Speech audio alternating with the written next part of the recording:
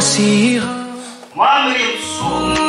कति गहिरो छ तिम्रो मलाई अपनायो क्षमा गर्यो तिम्रो महिमा हरेक सासमा मलाई बाटो देखाऊ तिम्रो ज्योतिबाट तिम्रो महिमा